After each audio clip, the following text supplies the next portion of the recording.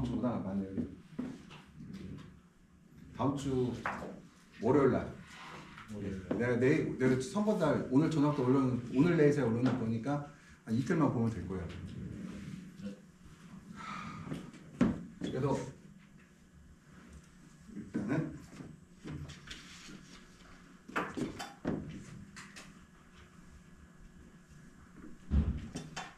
일단 공기는 우리가 이제 오늘 시험 나가고 대충 오늘 한번 끝까지 한번 훑고 지나갈 거거든요. 그러면은 그리고 혹시 참고로 자기 집 근처에 취직하고 싶은 사람들은 창업할 사람들 말고 이제 뭐 취업할 사람들은 얘기해요. 저기 있는 2명은 얘기 됐고 그 다음에 창업하실 거죠? 저기 농약 가게 하고 저기 거기도 알아보세요. 농무는 자리가 없다고 해서 저기 기반 종묘에 더 자리가 있대요. 그래서 내가 거기 알아보고 있거든요. 기반 종묘도 이천에 있어요. 그래서 근데 거기는 조금 큰 도로가가 아니라 약간 이면 도로라 조금 가격 불편할지 모르겠는데 아무튼 거기도 이천에 있어갖고 지금 이제 공기에 대해서 잘못 설명하고 우리가 이제 공기는 제일 많은 게 우리가 78% 정도가 이제 질소이고 산소가 21%고요. 그 다음에 탄산가스 경우는 우리 400ppm 내외라고 하잖아요. 그러니까 퍼센트로 따질 때 0.04%밖에 안 돼요. 이게요. 그래서 질소, 산소, 그 다음 뭘까요? 수증기. 그 다음 이산화탄소는 저 뒤쪽에 있다. 그래서 아시면 될 것 같고요. 그래서 이 공기라고 하는 거는 이 공기 안에 수증기도 포함되는 걸 우리가 공기라고 얘기를 해요. 이쪽으로. 그 다음에 우리가 엔탈피 현혈하고 잠열 얘기를 했잖아요. 현혈 잠열 계산하는 건 우리 한번 이렇게 해볼게요. 엔탈피를 계산할 때 엔탈피는 이제 우리 에너지잖아요. 그래서 엔탈피를 얘기할 때는 공기 1kg당 얼만큼의 에너지가 있냐를 봐요. 그러면은 그 엔탈피 공기라는 거는 뭐도 포함이다? 수증기도 포함이잖아요. 그러면은 일단 공기 온도를 볼게요. 공기 온도는 현혈이에요, 잠열이에요? 현혈이라고 했죠. 30kJ면 30도시면 30kJ, 공기 1kg이 일단. 그다음에 50도시면은 뭐 50kJ로 시작을 했어요. 그러면은 공기 온도를 집어넣을게요. 그러면 수증기가 공기 온도가 25도면은 25kJ이 되고요. 그다음에 수증기가 10g이면은 이제 10 곱하기 그러니까 물 1kg은 대략적으로 상온에서 몇 kJ의 에너지를 가져야 수증기가 된다고 했어요? 2,500kJ 정도 돼야지 그것이 이제 수증기가 된다고 했죠. 그러면은 그냥 간단하게 2,500kJ 곱하기 0.01씩 10g이니까 그러면은 어떻게 돼요? 수증기가 갖고 있는 잠열이 25kJ 그리고 공기가 갖고 있는 현열이 25kJ 해서 합치면 얼마예요? 50kJ죠. 그래서 이해가 돼요? 다시 동호야 온도가 30도시면은 공기 중 현열이 몇 kJ야? 30kJ. 온도 그냥 안 됐죠 그게? 물 1kg은 수증기로 변할 때 몇 kJ? 2,500kJ 상온에서 2,500kJ. 정확하진 않지만 대략적으로 2,500kJ를 알게 해요. 왜냐면은 온실이라는 건 우리가 20도, 뭐 18도에서 한 25도, 30도에서 움직이니까 그냥 1kg의 공기는 그냥 수증기도 똑같다고 생각하면 20 이렇게 하지. 공기 온도가 25도예요. 수증기 온도는 몇 도예요? 온도요? 네, 수증기 온도 25도지. 왜? 왜냐면 공기 온도니까. 수증기도 공기 포함이라고 했어요. 그러니까 일단은 우리가 상온, 그러니까 18도씨에서 25도 사이에서는 대략적으로 한 25kg, 2,500kJ 된다고 해요. 물 1kg이 수증기로 갈 때 2,500kJ이 필요하다고 해요. 그러면 우리가 잠열이라고 했어요. 그러면은 현열 25kJ에 잠열 25kJ면 합쳐서 50kJ이 되죠, 이것들이요. 그 다음에 우리가 이제 복사열이라는 거는 그 빛으로 들어오는 것을 우리가 복사열이라고 했어요. 뭐 난로 앞에 서 있을 때 오는 걸 복사열이라고 했고, 방열이라는 것은 열을 뺏기는 것을 우리가 방열이라고 했습니다. 방열이라는 건 되게 많아요. 뭐 복사 냉각 효과가 뭐예요? 우리가 흐린 날, 맑은 날 방열이 많아요. 흐린 날 방열이 많아요. 맑은 날 방열이 많죠. 복사 냉각이 많죠. 하늘을 보고 있으니까 생물체 하늘을 보고 있으니까 하늘이 어때요? 오늘같이 구름 낀 날 있잖아요. 오늘같이 구름 낀 날은 밤에 식물체 생장점이 냉해를 받을까 안 받을까요? 잘 안 받아요. 근데 맑은 날은 같은 온도일 때 냉해를 받아요. 왜 받을까요? 복사 냉각이라고 했어요. 복사 냉각. 뭐냐? 흐린 날은 방열이 적지만 그러니까 복사 냉각, BTU로 뺏기는 적지만 맑은 날은 복사 냉각이 많다. 그 얘기 하고요.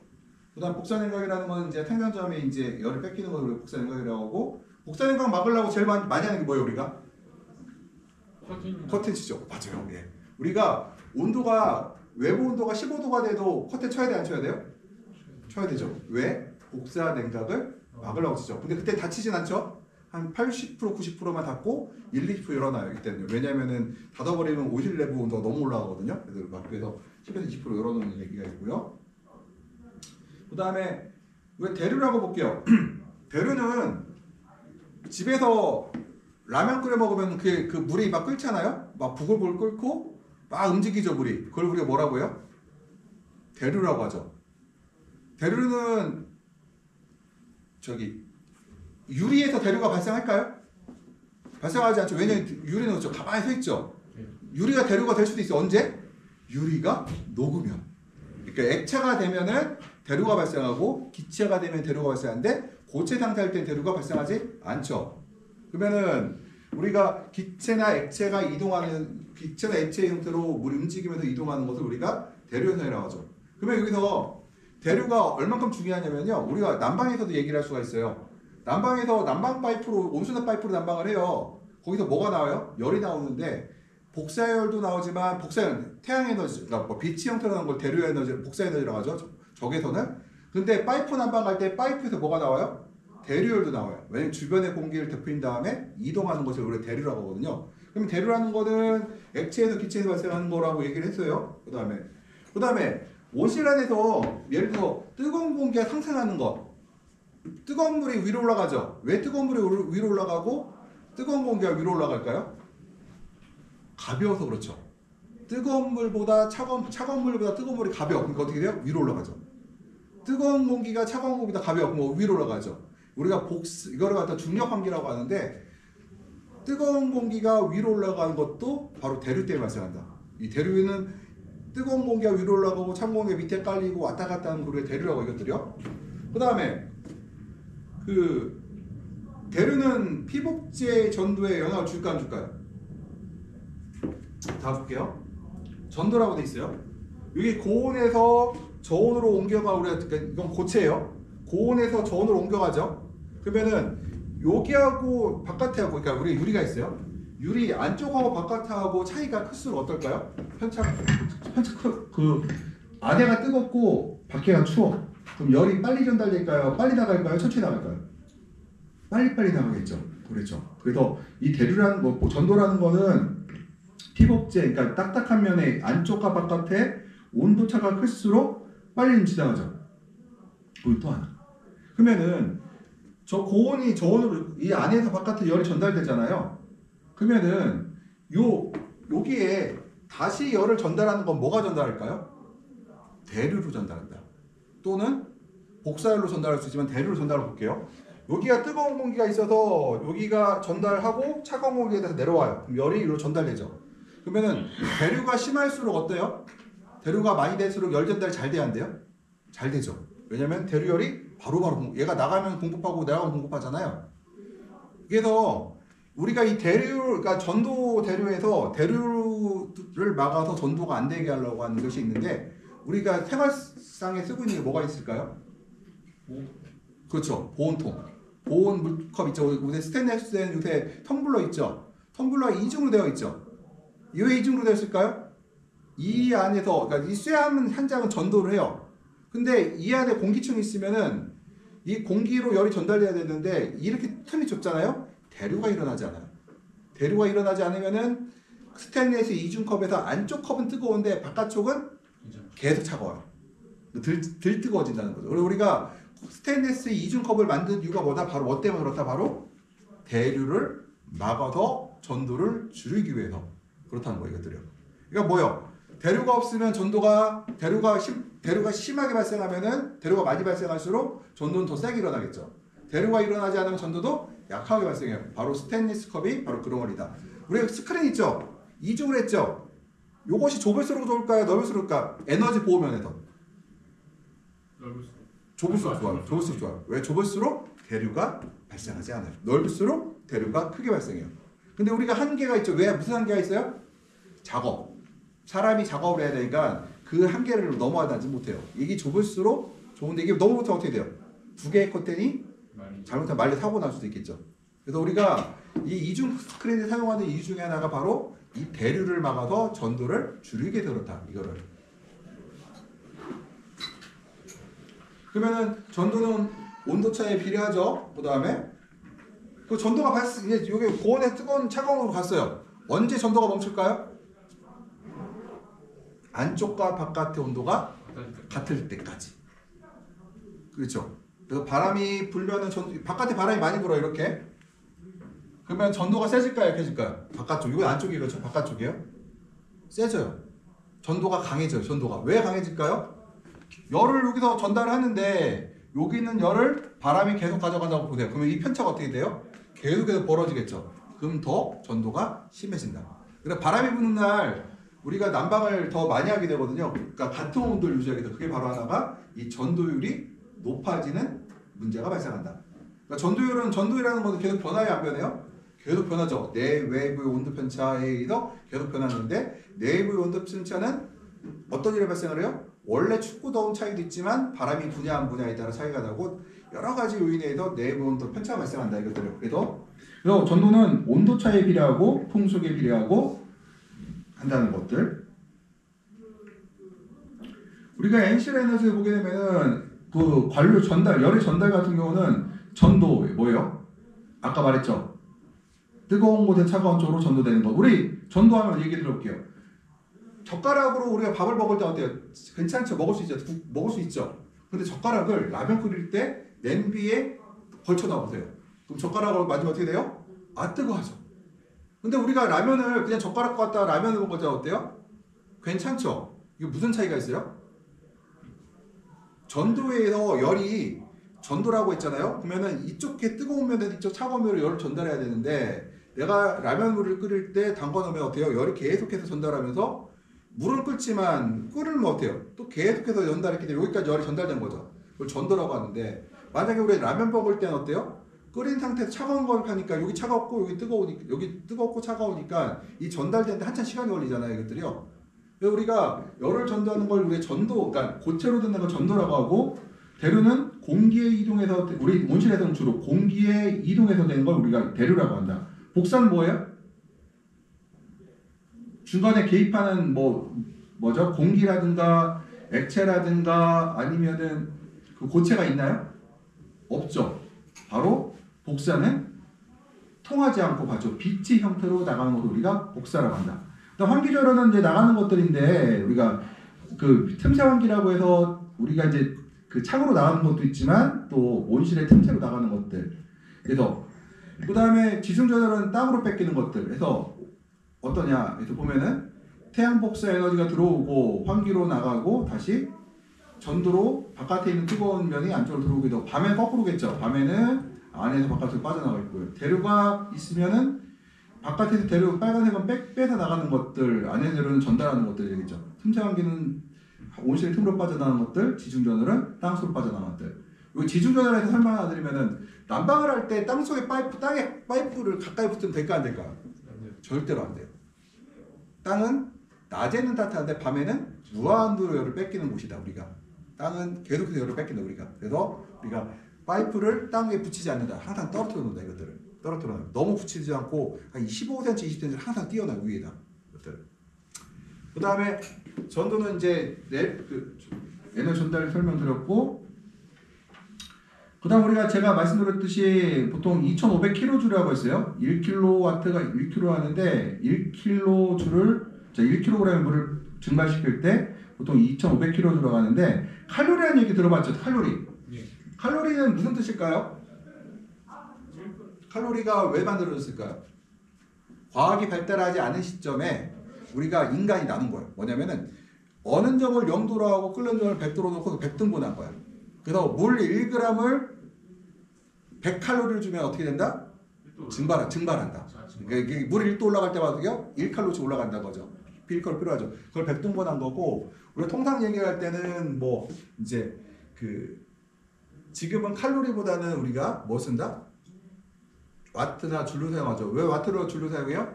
태양 복사 에너지가 우리가 난방을 할 때 난방 에너지가 커요? 태양 에너지가 커요? 지금 우리가 1년에 쓰는 거 에너지 그러니까 겨울에도 태양 에너지 훨씬 크죠. 그러니까 우리가 환산을 할 때 태양 복사 에너지 복사 에너지에 대한 계산을 쉽게 하기 위해서 우리가 지금 현재 다 와트와 줄로 바꿔 사용한다. 이것들. 그래서 줄은 칼로리라는 것은 옛날에 아주 옛날에 인간이 이 에너지 개념이 확립할 때 안 할 때 썼던 개념이 줄이라는 개념, 칼로리라는 개념이다. 그 다음에 우리가 이제 플러스 마이너스라고 하는데 열수지는 플러스면 온도가 올라가고 내려간다. 넘어가고요. 그 다음에 우리가 광에 대해서 얘기를 할 때 광이 비싸다고 했나요? 난방이 비싸다고 했나요? 난방이 비싸죠. 그 다음에 난방이 비싸요? 냉방이 비싸요? 냉방이 비싸죠. 이거 머릿속에 가져가시고 갖고 계시고 그 다음 우리가 이제 저온계는 어떻게 될 수 있으면은 뭘 하려고요? 광을 많이 받으려고 하죠. 어떻게? 난방 에너지를 조금 손해보아서라도 광을 많이 받으려고 해요. 노력을 해요. 왜냐? 광이 비싸니까. 반대로 여름에 해볼게요. 여름에는 광이 비싸요? 냉방이 비싸요? 냉방이 비싸요. 제일 비싼 게 무슨 에너지?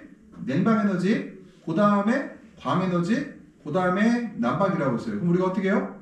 여름철에는 광을 좀 손해를 보더라도 예를 들어서 이제 내가 이제 환경 제어를 할 때 우리가 원하는 것은 400와트 정도의 순간광량을 요구하지만 그렇다 하더라도 온도가 너무 올라가서 안 될 것 같으면은 약 200에서 300와트까지 떨어뜨릴 수 있다. 그때는 뭘 한 거예요? 냉방으로 해서 광을 손실을 본 거죠. 그래서 우리가 이 광과 에너지를 열수지의 에너지를 얘기를 할 때 하나만 갖고 얘기하면 안 되고 각 에너지가 실제로 경제성이 얼마큼 비싸냐. 제일 비싼 게 냉방. 냉방이 비싸니까 여름에 어떻게 해요? 광을 좀 손해보더라도 차광을 강하게 하는 거고요. 반대로 겨울철에 어때요? 보온이 잘 되는 커튼을 사용을 덜하거나 달지 않고 약간 알루미늄 스크린 50%보다 상광 뭐죠? 저기 뭐야 70%가 난방이 더 잘 돼 보온이 더 잘 되거든요. 알루미늄 50%가 있고 70%가 있는데 50%보다 70%가 더 잘 돼요. 그렇지만 우리가 광을 손해 보기 때문에 70%를 안 쓰고 50% 쓰는 거고 이것들이요. 그래서 그 다음에 우리가 이제 바람이 불면은 열으시고 그 다음에 열수지에서 아까 저기 말했지만 이제 그 우리가 보통 저기가 이제 여기는 그냥 한번 읽어보시고요. 2,500kg 좀 외우면 돼요. 2,500kg만 읽어내시고 그 다음에 습한 공기가 더 에너지가 많이 들어간다. 온도를 올릴 때 왜? 자멸이 있기 때문에 우리가 그 건조한 공기 1도보다 습한 공기 1도 올릴 때 에너지가 많이 들어간다. 그냥 상식적으로 알고 계시고요. 상식적으로 뭐 이렇게까지 자세히 할 필요 없어요. 그냥 한 그 습도가 습이 많은 공기가 에너지가 더 많이 필요하다. 이렇게 생각하시면 되고. 그 다음 우리가 이제 환경인자의 작물하고 환경하고 비교했을 때 우리가 초대가 약하면은 우리가 평균 온도를 어떻게 해요? 올리고 내리고 초대가 강하면 평균 온도 올리죠. 그 다음에 생장의 속도가 느리다. 이 얘기는 뭐예요? 오이는 마디 개수가 천천히 나온다는 얘기고 그 다음에 토마토는 화방의 전개가 느리다는 얘기고 그럼 화방의 전개 속도가 느리고 마디가 천천히 나오면 어떻게 해요? 온도를 올려서 우리가 속도를 빠르게 한다. 이것은 평균 온도예요. 예를 들어 야간 온도 15도, 주간 온도 25도하고 야간 온도 18도, 주간 온도 22도하고 똑같이 20도면은 속도는 어떻다? 같다고 본다. 그냥. 물론 같진 않아요. 그렇지만 우리가 그냥 대체적으로 같다고 봐요. 그 정도 범위 내에서 같은 걸 인정을 한다. 그 다음에 영양산장이 강하다. 그러니까 꽃이 안 피고 잎이 많을 때는 어떻게 해요? 온도 편차를 크게 벌리고 편차가 꽃이 많이 필 때 너무 많이 필 때 어떻게 편차를 줄여주고 예를 들어서 이렇게 볼게요. 여기 하나 더 나가서 내가 묘를 갖고 왔는데 오이고 토마토 묘고 갖고 왔는데 늙은 묘를 갖고 왔어. 늙은 묘는 영양이에요? 생식이에요? 생식이죠. 그러면은 얘는 평상시보다 온도를 높게 관리해야 돼요? 낮게 관리해야 돼요? 낮게 관리해야 되겠죠. 근데 반면에 내가 묘를 어린 걸 갖고 그러니까 예를 들어 40일별을 심어야 되는데 35일인데 뿌리가 다 돌아서 심었어요. 그럼 얘는 온도를 평상시로 높여야 돼요? 낮춰야 돼요? 높여도 되죠. 그 요기 하나가 있어요. 그럼 여기서 한번 전환해 볼게요. 내가 토마토 과채류를 심는데 8월에 심는 사람이 있고 12월에 심는 사람이 있어요. 8월에 심는 사람이 어린 묘를 심어야 될까요? 12월에 심는 사람이 어린 묘를 심어야 될까요? 8월에 심은 사람은 어린 묘를 심고 12월에 심는 사람은 나이가 조금 있는 정상적인 묘를 심거나 조금 있어도 상관없다. 이 얘기와 똑같은 얘기. 한 번 더 나간 거예요. 영양생장이 강하면은 저기 있잖아. 성장 속도가 느리다고 돼 있잖아요. 성장 속도가 느리다. 평균을 높인다고 되어 있는데 여기를 보면은 그 다음에 늙으면은 일단은 어때? 늙으면은 꽃이 많이 나오고 있고 세력이 약하잖아요. 그럼 어때요? 편차는 줄이되 온도는 낮춘다. 그러면은 그 다음에 세력이 강할 때 어떻게 해요? 편차는 벌리고 평균 온도는 높이죠. 그러면은 우리가 이제 어린 묘 토마토 묘가 어린 묘를 여름에 심어도 괜찮다고 한 이유가 어린 묘를 심었어요. 어린 묘는 영양이야 생식이에요? 영양이죠. 영양이 어때요? 가만히 있으면은 가만히 있어 과반보가 되는데 8월 달은 환경이 어때요? 광이 세고 온도가 높으니까 성장의 속도가 빠르니까 어린 묘를 심어도 어때요? 금방 어린 묘가 될 것이고 그 다음에 생장이 세력이 약해질 우려가 높은데 어린 걸 심으면 조금 더 보완이 되겠죠. 그래서 우리가 보통 8월에 심는 묘는 조금 어린 묘를 심고요. 12월에 심는 묘는 정상묘인 다큰 묘를 심어요. 왜냐면 속도가 느리기 때문에. 그 다음에 배꼽서기가 생길 것 같으면 습도를 높인다고 되어 있는데 습도를 높이는 방법이 보통 우리 3월달부터 습도를 높이려고 해요. 왜냐? 3월에 주간 습도가 매우 낮아요. 그래서 3월달에 커튼을 치기도 하고 안개 분무기를 쏴갖고 3월부터 9월까지 계속해서 흐린 날을 빼고는 계속 치는 시기다 이쪽이.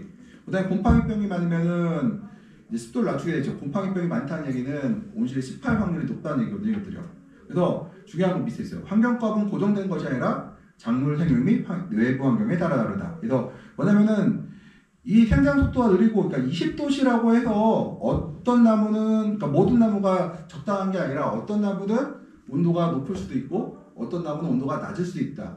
같은 20도씨에서. 그러면은 내가 2만 포기의 토마토를 심었어요. 2만 포기의 오이를 심었어요. 2만 포기하고 2만 포기의 오이의 토마토가 같을까요? 다르죠. 어때요? 전체적으로 봤더니 영양 생장이 강하다. 그럼 어떻게 해야 돼요? 환경을 조절하죠. 근데 그러면은 영양 생장이 강하지 않았던 나무들은 어떻게 할까요? 생생히 강했던 나무는 어떻게 할까요? 재배법을 가서 어떻게 해요? 환경은 맞추되 화방을 제거하고 꽃을 따버려서 우리가 유도를 하죠. 뭘로? 균형을 맞추게. 만약에 영양생장이 그러니까 전체적으로 영양생장에서 생식으로 돌리려고 했는데 원래 상식인 나무였던데 5%가 됐어요. 나중에 어떻게 돼요? 생식으로 가요? 영양으로 가요? 더 생식으로 가죠. 그러면 생산성이 떨어질 거 아니에요. 그럼 그놈들 어떻게 5%는 포기하는 것이 아니라 그냥 화방을 미리 과일의 개수를 적절하게 조절해줘서 우리가 균형을 맞추도록 노력을 해야 된다. 왜냐면 2만 포기라는 거는 같을 수가 없어요. 사람도 2만 명 있으면 그 안에 어떻게 해요? 덩치가 굉장히 힘이 좋은 사람, 약한 사람이 있는데 병든 사람을 놓고 갈 수는 없잖아요. 그것도 그거 나름대로 우리가 관리를 하죠. 어느 정도까지는. 환경은 그래서 이 환경값은 고정된 것이 아니라 작물 생명 및 외부 환경에 따라 다르게 한다. 외부 온도가 35도씨, 38도씨인데 뭐 우리가 외부 환경에 대해서 어떻게 해요? 그러면은 38도씨야. 화방도 착화가 안 될 것 같고 키가 도장할 것 같아. 그러면 우리가 그거에 맞게 작물을 조절하게 되죠. 이것들을. 항상 말씀드리지만 우리가 환경을 조절할 수가 없다고 했어요. 일부만 조절하면 됐어요. 상당수 중 일부만 조절하고 우리가 계속 한 번 더 강조하지만 이웃집보다 많이 따면 되는 거지 내가 최고 생산량을 낼 필요는 없다. 이웃집보다 많이만 따면 된다는 거죠. 이것들을. 그 다음에 광에 대해서 좀 얘기해 볼게요. 광은 사람하고 다르다고 했어요. 여기서 한번 복습 아주 이거는 머리에 딱지가 귀에 딱지가 되게 얘기하고 지나갈 건데 보세요. 35도하고 25도가 있어요. 사람은 25도가 시원하죠. 자, 너무 25도 너무 적절하고 28도하고 35도가 있어요. 사람은 28도가 시원하죠. 근데 식물은 어떻다고 했어요? 알 수가 없다고 했죠. 뭐가 있어야 된다고 했어요? 광이랑 특히 광이 있어야 돼요. 습도는 이제 고담이고 광이 충분히 있는 상태에서 이 35도와 광이 없는 암실에서의 28도는 다르다. 광이 막 50W 벽 같은데 28도보다는 광이 400W, 500W인데 35도가 식물한테 시원하다. 왜? 뭘 하기 때문에? 사람은 밥을 먹어서 칼로리를 채우지만 식물은 빛으로 칼로리를 채우죠. 그러다 보니까 식물의 입장에서는 온도도 따라야 되지만 광량 대비 항상 온도를 얘기해요. 그래서 광이 매우 중요하죠. 그래서 광이 매우 중요하다고 얘기를 했고요. 그 다음 광이라는 거는 이제 여러 가지 일으키는 건데, 생리학적 작용을 할 때 이제 첫 번째가 이제 광합성을 하고요. 그 다음에 화유도, 빛을 많이 받을수록 꽃이 피는 확률이 높아져요. 그 다음 어떤 종자는 빛이 있어야 발화되는 거 있고, 토마토 종자는 빛이 있으면 발화될까 안 될까요? 안 돼요. 오이 종자는 빛이 있으면 발화가 될까 안 될까요? 안 돼요.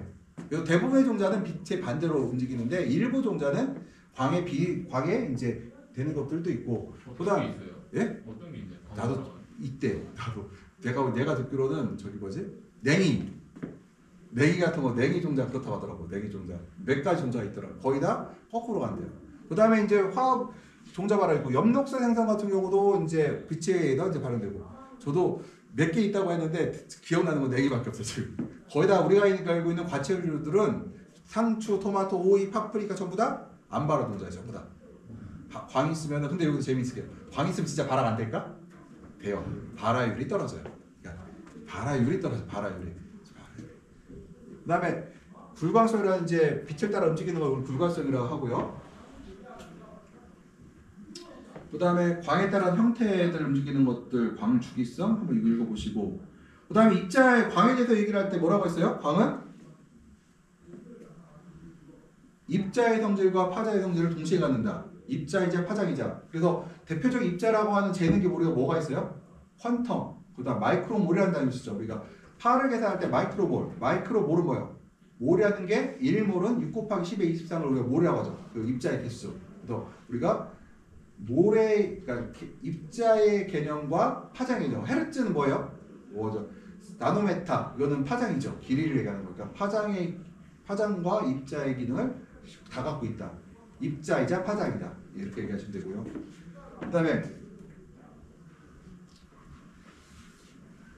광질, 광량이 있고, 그 다음에 광질은 파장이에요. 광량은 와트와 줄이고요. 명기는 길이고, 광의 방향은 직달광과 산량광 배웠죠. 직달광과 산량광은 푼 질은 좋은데 혹시 겨울철에 잘못하면 양이 줄어들 수 있다고 했죠. 산량광은 빛이 꺾인다는 개념이고, 직달은 바로 도달한다는 개념이다. 산량광은 그림자가 없는 광이고, 직달광은 그림자가 있는 광이다. 지금 이게 그림자가 있어요, 없어요? 있어요. 연하게 있죠. 이거는 바로 산란의 기능이 있어요. 저기 왜 산란일까요? 여기 유리 보세요. 투명한가요? 뭘로 되어 있어요? 간유리죠. 간유리는 산란을 일으킨다. 우리 뒤에 볼게요. 밝죠? 근데 보여 안 보여 사람이? 안 보여. 저게 뭐니까? 저게 바로 산란이라는 거예요. 산란. 네. 그 다음에 쭉 넘어가면은 가시광선은 이제 380, 740m 우리가 이제 가시광 눈에 보이는 광을 가시광선이라고 하고, 가시광선은 파와 유사하다고 했고요. UV는 파장이 제일 짧은 광선이 뭐예요? UV죠. 자외선이 제일 짧고, 그 다음에 그다음 가시광선이 짧고, 3대 광선 중에서 자외선, 적외선, 가시광선 중에서 파장이 제일 짧은 게 UV, 그 다음 짧은 게 가시광선, 적외선이 제일 길어요. 그러니까 에너지가 제일 강한 것은 뭘까요? UV죠. 그렇지만 실제로 에너지 전체량이 제일 많은 건 뭐예요? 적외선이죠. 태양광의 적외선이 제일 높다고 하고요. 그 다음에 적외선은 이제 IR하고 740, 300나노미터고, 우리가 열선이라고 부른다. 열만 만들기 때문에. 그 다음에 파는 400, 700나노미터고, 가시광선과 매우 유사한 광이고, 우리가 파를 계산할 때 뭘로 얘기한다? 마이크로볼로 얘기한다 했어요. 마이크로볼, 입자의 개념. 그래서 파의 광선이 또 뭐라고 했어요? 우리가 퀀텀이라고 했죠. 퀀텀. 우리가 이제 양자역학, 우리 맨날 요새 뭐 양자 컴퓨터니 양자역학이니 뭐 이런 거 나오잖아요. 바로 이 입자를, 광입자를 뭐라고 한다? 퀀텀이라고 한다. 퀀텀. 양자 광입자를 양자라고 하고 퀀텀이라고 불러요. 그래서 이거 우리가 온실을 하지만 실제로 요새 뭐 양자역학 나올 때 보면은 야 우리도 저거의 한 부분을 공부하고 있구나. 바로 광자에 대한 얘기를 하거든요. 광자. 보통 우리가 입사각의 45%는 파고 약 55%가 열선, 태양광 중에서 그렇다는 얘기예요. 태양광 중에서. 그다음에 UV가 3%밖에 안 되고 대부분이 뭐예요? 적외선과 파가 대부분이고 제일 많은 건 태양 에너지 중에서 적외선이 제일 크다. 그것들은.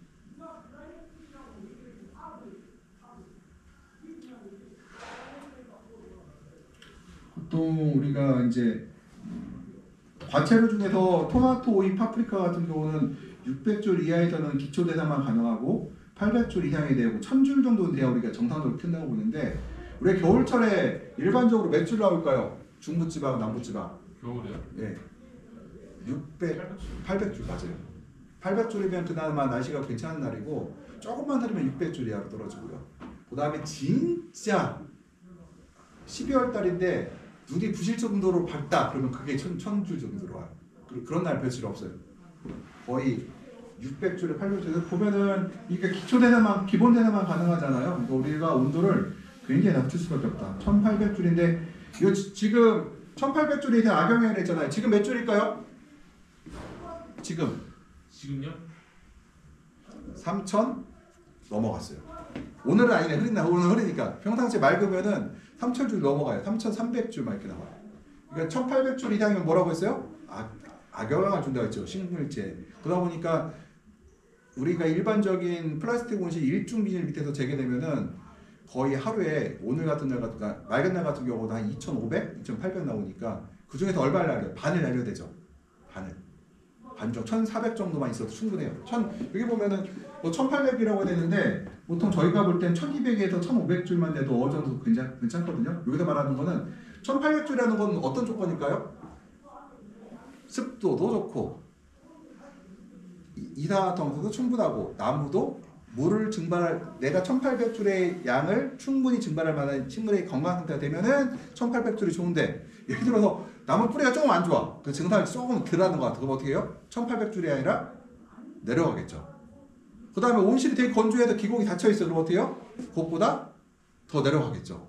그래서 우리 통상적으로 1800줄이라는 얘기는 어느 정도 조건이 맞아줄 때 얘기고 실질 상황으로는 1800줄도 안 돼요. 실질적으로는. 왜 그렇게 생각하시면 돼요. 실질적으로는.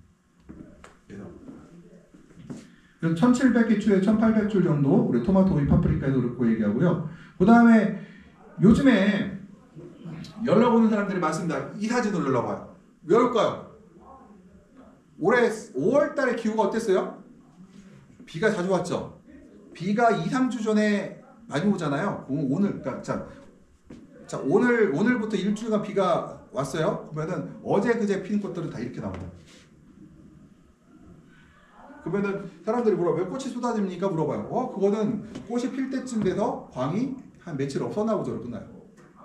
그래서 광량이 부족하다면은 일단은 꽃이 쏟아진다. 근데 여기서 차이가 또 하나가 있는데 강원도 쪽 얘기예요. 2월달, 3월달 심어서 지금 파라방 수확하고 있는 사람들은 꽃이 안 달려있어요. 근데 그렇지 않고 4월달 말에 심은 사람들은 꽃이 착화가 돼요. 왜 그럴까요?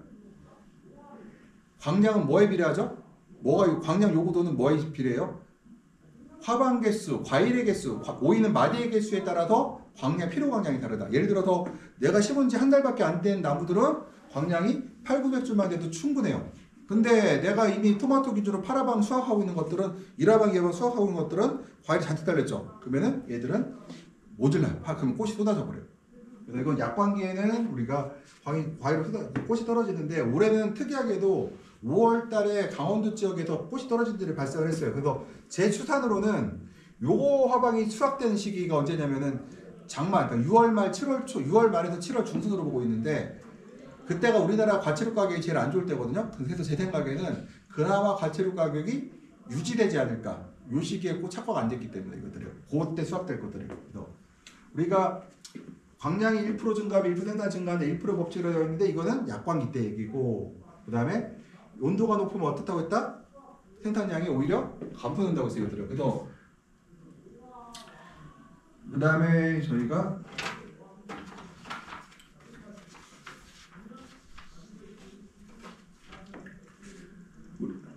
열매가 많으면은 광류가 더 증가하죠. 그래서 제가 말씀드렸듯이 정식한 지 한 달밖에 안 된 뭐 나무들은 광유가 크지 않겠죠. 토마토, 파프리카, 고추들 같은 높지 않겠죠. 온도가 높으면 광이 더 많아야 되고 제시 밀도가 높으면 온도가 요거 높아지는데, 그러다 보니까 우리가 이제 1월달, 2월달 심는 거는 토마토 오일을 평당 10포기 심으라고 하고요. 가을에 심는 것들은 평당 8포기 심으라고 해요. 왜요?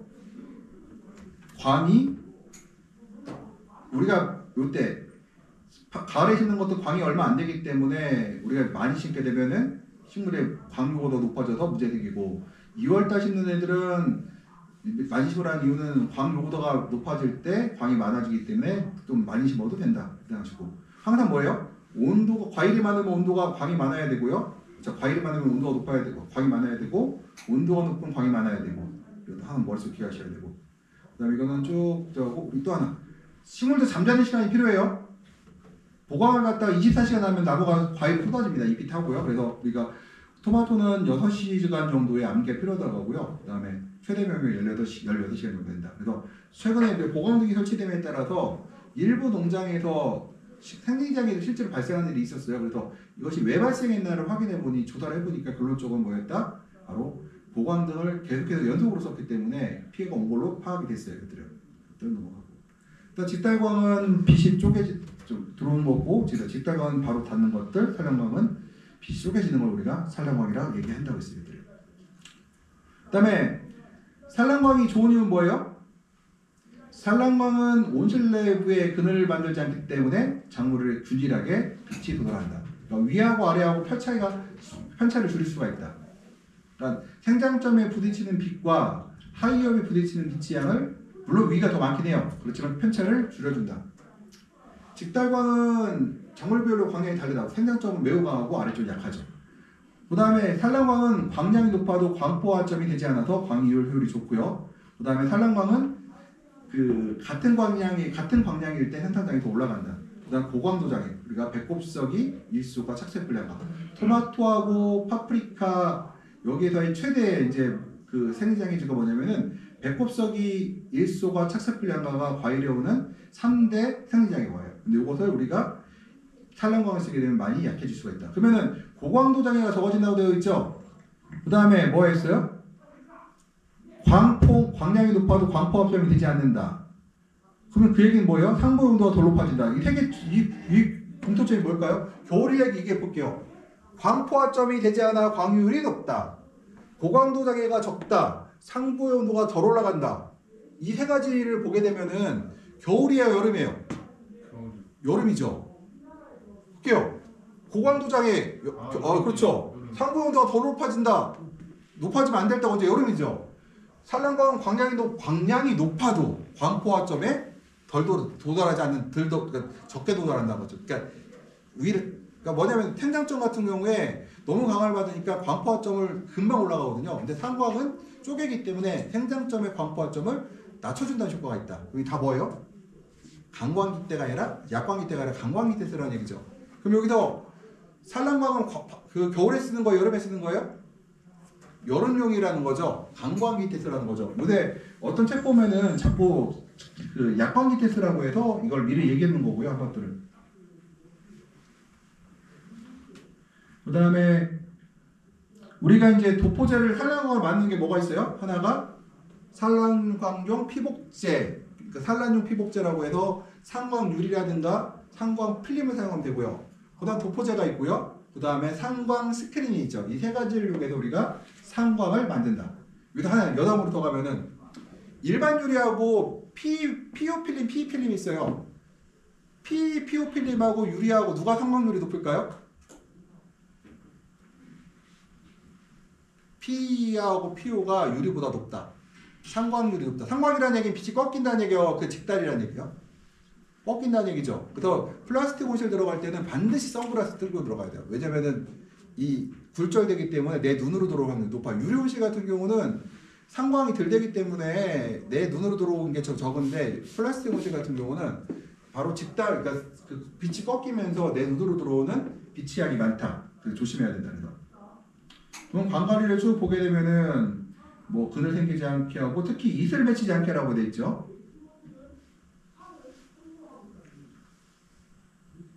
그다음에 상광은 높은 온실일수록 낮은 온실보다 높은 온실에 더 자연적으로 발생하는 상광이 많아진다. 볼 수가 있고. 그다음에 우리가 겨울철에 수강량을 높이는 방법 중에 하나가 뭐가 있어요? 제식 밀도를 낮춘다. 그다음 두 번째가 시설물에 이슬이 생기지 않게 하는 것들. 그다음에 노화입을 제거하는 것들, 보강제를 쓰는 것들이 있겠죠. 이들이요. 그래서 그리고 차광을 하면은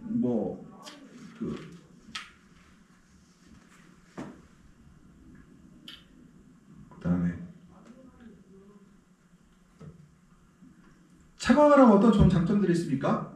차광을 해서 스크린을 사용하게 되면은 일단은 온실로 들어오는 복사열을 낮춰줌으로써 고강도장, 그러니까 제가 이제 제일 많이 하는 그 3월달 되면 많이 전하는 것 중에 하나가 얘기하는 것 중에 하나가 3, 4월달 같은 경우에 기본적으로 스크린을 무조건 설치하라고 합니다. 뭐에? 배꼽 서기를 막기 위해서는 스크린만한 게 없다. 바로 뭐예요? 작물로 들어오는 복사열을 낮춰줌으로써 고강도 장애를 방지한다. 그래서 고강도 장애가 뭐라고 했어요? 착색 불량과하고 배꼽 서기인데 특히 3, 4월 달에 배꼽 서기 피해가 엄청 심하거든요. 그래서 우리가 고강도 장애를 방지하기 위해서 커튼을 사용한다. 온실로 들어오는 광을 감소시키면서 온도 상승을 줄인다. 그 온실이 시원해지겠죠. 복사열을 낮춰줌으로써 온실의 습도를 높여주기도 하고요. 네 번째가 4, 5월달, 5월달 특히 볼게요. 커튼 안 치면 사람이 일을 할 수가 있을까요? 못해요. 커튼을 쳐야 일을 할 수가 있어요. 그래서 작업 환경, 인간에게 대한 작업자의 환경에도 도움을 준다는 것들이요. 커튼을 치는 목적 중에 그것도 있어요. 작업자가 일을 할 수 있다. 안 치면 일을 못 한다는 것도 이것들이요. 차광하면 습도가 올라가야 내려가요? 올라가죠. 그래서 올라간다는 거 항상 머릿속에 갖게 돼요. 차광하면은 복사가 올라간다. 그 다음에 외부 차광이 있고 내부 차광이 있는데 외부 차광이 좋나요? 내부 차광이 좋나요? 기본적으로 차광 효과는 외부 차광 효과가 좋다. 왜요? 보면은 내부 차광하게 되면은 빛이 복사 에너지가 들어오고 이 온실에 갇혀버리는 반면에 외부 차광을 하면 어때요? 외부에서 에너지가 이미 50% 걸러지고 내부는 30%만 들어온다. 이거 어때요? 이미 에너지가 온실 안에 갇혀버리죠. 이것들이요. 그래서 외부 차광이 유리하다. 근데 우리가 외부 차광을 하는 경우는 거의 없어요. 있긴 있는데 단독 온실에 피 껍데기에다가 이제 뭐라고 하죠? 차광을 설치하는 것들인데 그거 빼고는요. 외부 차광은 차광 효과가 높다. 내부 차광보다. 내부 사용 공간도 보게 되면은 외부 차광이 높죠. 왜냐하면 내부에 설치하게 되면은 우리 공간을 사용할 수 있는 공간이 좁아지게 되겠죠. 차광 같은 수면 같은 걸 봐도 외부 차광을 하게 되면 바람을 맞게 되고 자꾸 이런데 바람에 부딪히게 되면 어디 부딪히게 되겠죠. 그러면은 아무래도 수명이 짧아질 수밖에 없죠. 바람이 별거 아닌 것 같지만 바람은 뭘 됩니까? 바람에 의해서 바위가 깨지고 쪼개져서 모래가 되잖아요. 그래서 마찬가지로 커튼도 상처가 이렇게 되죠. 그다음 안전성. 우리가 바람이 불고 태풍이 불게 되면 아니면 돌풍이 불게 되면은 위험하겠죠. 외부 차광을 하면 이것들이요. 그다음 환기 효율을 볼게요.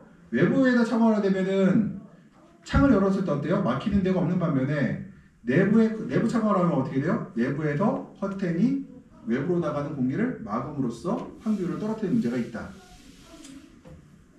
그 다음에 차광제를 보게 되면은 차광제는 장점은 하나밖에 없죠. 가격이 시설비가 안 들어간다. 단점은 기상에 대한 대응할 수 없다는 거. 그 다음에 매번 해야 되는 것들. 그 다음에 나중에 닦아내는 문제도 있다 정도 생각하시면 되고.